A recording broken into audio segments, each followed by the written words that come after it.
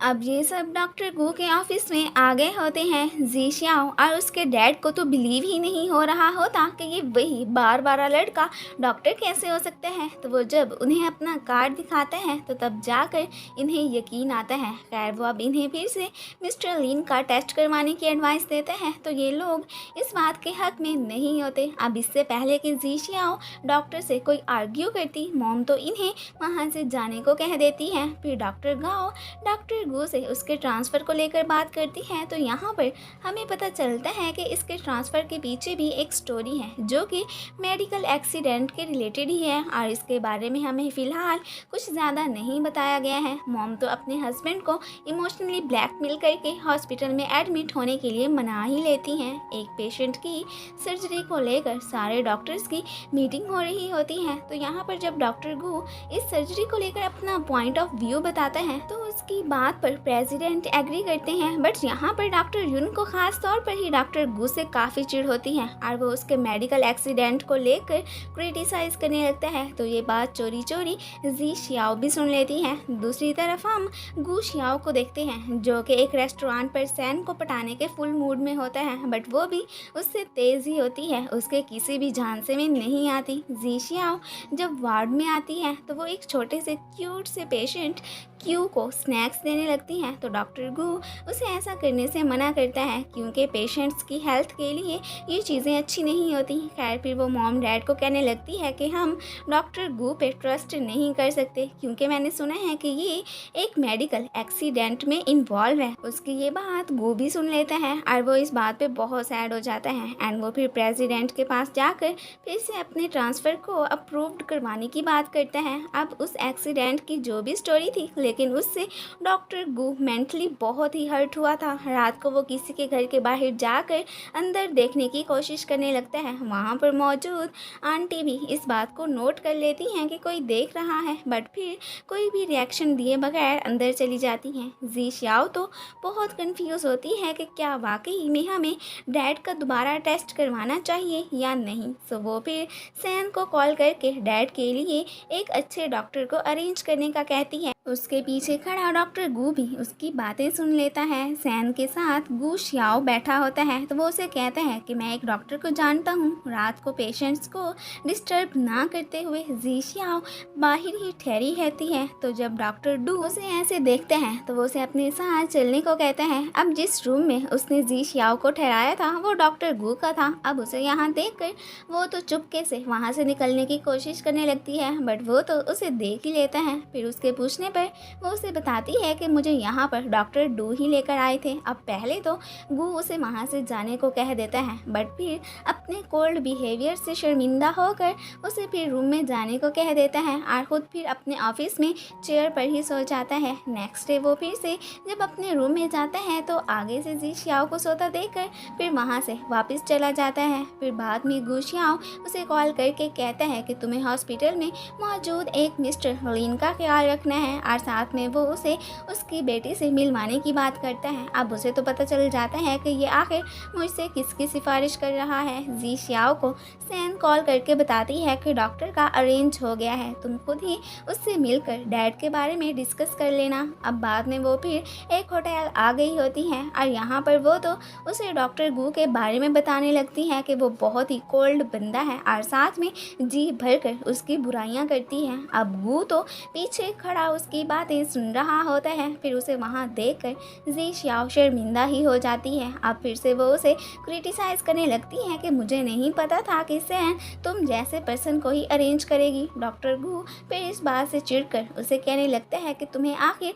मैं अच्छा डॉक्टर क्यों नहीं लगता हूँ, मैंने बस तुम लोगों की भलाई के लिए ही मिस्टर लिन का दोबारा टेस्ट करवाने को कहा था ताकि बीमारी का पता चल जाए और फिर उनका ट्रीटमेंट फिर स्टार्ट किया जा सके। और ये सब कहता वो वहाँ से चला जाता है। अब फिर वो इस बारे में सोचने लगती है पैसे ना होने की वजह से क्यों डिस्चार्ज हो गया होता है, तो तभी डॉक्टर डू आकर उसकी मॉम को उसके ट्रीटमेंट के लिए पैसे देते हैं और इसे ये पैसे डॉक्टर गू ने दिए थे। ये सब बातें जी शियाओ भी सुन रही होती है और सोचने लगती है कि वैसे मुझे ये नहीं पता था कि डॉक्टर गू वाकई ही में बहुत अच्छा इंसान है। मिस्टर लिन ने तो खुद को डिस्चार्ज करवाने का पक्का इरादा कर लिया होता है, बट फिर डॉक्टर गू आकर उसे समझाते हैं कि आप चाहे अपना ना सोचें, बट अपनी फैमिली का तो कोई ख्याल कर लें। अगर कल को आपको कुछ हो गया, वो तो फिर खुद को ही ज़िम्मेदार समझेंगी कि हमने उनका सही से ट्रीटमेंट नहीं करवाया था। तो उसकी ये बात उनके सीधे दिल पे जा लगती है। अब वो फिर डिस्चार्ज होने का प्लान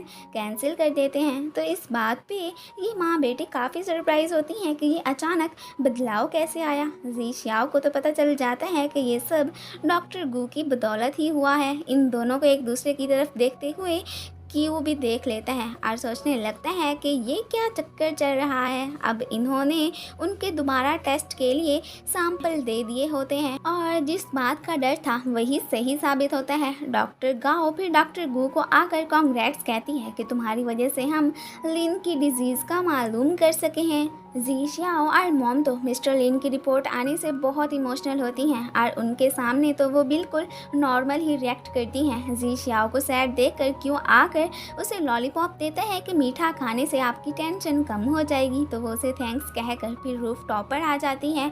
तो तब उसे वहाँ इमोशनल होता देखकर क्यू को एक आइडिया आता है। वो एक बहाने से डॉक्टर गू को छत पर भेज देता है और खुद रूम के बाहर खड़े होकर स्माइल करने लगता है। अब रूफ टॉप पर आकर जब वो जी श्याओ को इमोशनल होते हुए देखते हैं तो वो समझ जाता है कि क्यों ने आखिर मुझे यहाँ पर क्यों भेजा है। सो वो उसके पास जाकर उसे तसल्ली देता है एंड फिर उसका स्ट्रेस कम करने के लिए उसे म्यूज़िक लगा कर देता है। यहाँ पर वो उसे मज़ीद म्यूज़िक के बारे में बताती है और साथ में खुद के म्यूजिशियन बनने वाले ड्रीम का भी बता देती है। तो अब डॉक्टर गू फिर उसके ड्रीम को लेकर उसे अप्रिशिएट करते हैं। अब मिस्टर लिन की सर्जरी की जिम्मेदारी डॉक्टर यून पे होती है। तो जी श्याओ को पता नहीं क्यों डॉक्टर यून पे एतबार नहीं आ रहा होता। वो फिर डॉक्टर गाओ से पूछती है कि क्या मैं अपने डैड की सर्जरी डॉक्टर गू से करवा सकती हूँ। अब उसका तो ट्रांसफ़र होने वाला था। तो ये बात जी श्याओ को पता नहीं थी। सो गाओ इसी बात से फ़ायदा उठाकर उसे कहती है ठीक है,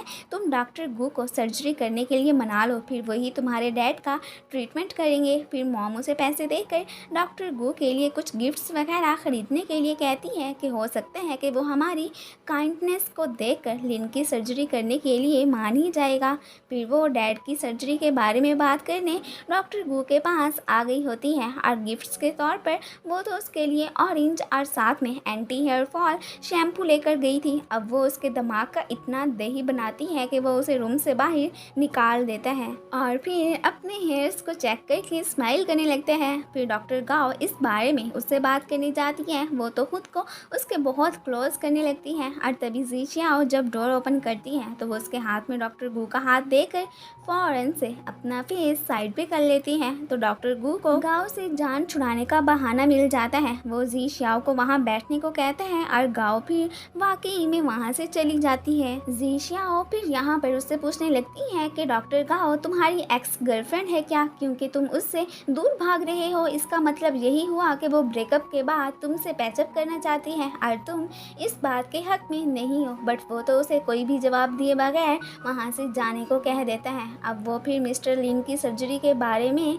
यून से बात करने आता है, बट वो तो उसे कह देता है कि मैं तो अपने तरीके से ही उसका ट्रीटमेंट करूँगा। अगर तुम्हें उनकी इतनी ही फिक्र है तो तुम खुद ही कर लो उनकी सर्जरी। जी श्याओ तो अब फिर से उससे डैड की सर्जरी की बात करने की ट्राई करने लगती है बट नहीं कर पाती। सो वो अब उसे ट्रीट देने का सोचती है और सैन को मैसेज करके एक रेस्टोरेंट बुक करवाने का कहती है। अब आज कपल्स का स्पेशल डे होता है तो उनके टेबल को बड़े रोमांटिक तरीके से सजाया गया होता है। ये देखकर जी श्याओ काफ़ी शॉक होती है। खैर फिर डॉक्टर गू भी उसे छेड़ने के लिए कह देते हैं कि क्या तुम मुझे आज अपने साथ डेट पर लेकर आई हो। तो वो कहती है नहीं, ऐसी कोई बात नहीं है और फिर उसे अपने डैड की सर्जरी करने का कहती है और साथ में उसे पैसे देती वहाँ से चली जाती है। वो इस बात से स्माइल करने लगता है। बाद में वो ये पैसे डॉक्टर डू को देकर कहते हैं कि ये तुम मिस्टर लिन की फैमिली को वापस कर देना। उन्हें लगता है कि मैं उनके डैड का ट्रीटमेंट नहीं करना चाहता हूँ, बट रियलिटी तो ये है कि मेरा ट्रांसफ़र होने वाला है। अब बाद में मॉम जब जी श्याओ को बताती हैं कि डॉक्टर गू ने हमें पैसे वापस कर दिए हैं, इसका मतलब है वो इनकी सर्जरी नहीं करना चाहता है, तो श्याओ उन्हें इस बात की टेंशन ना लेने को कहती हैं और ख़ुद डॉक्टर गू से फिर इस बारे में बात करने का सोचती है। और इसी के साथ ही ये पार्ट ख़त्म हो जाता है। Thanks for watching.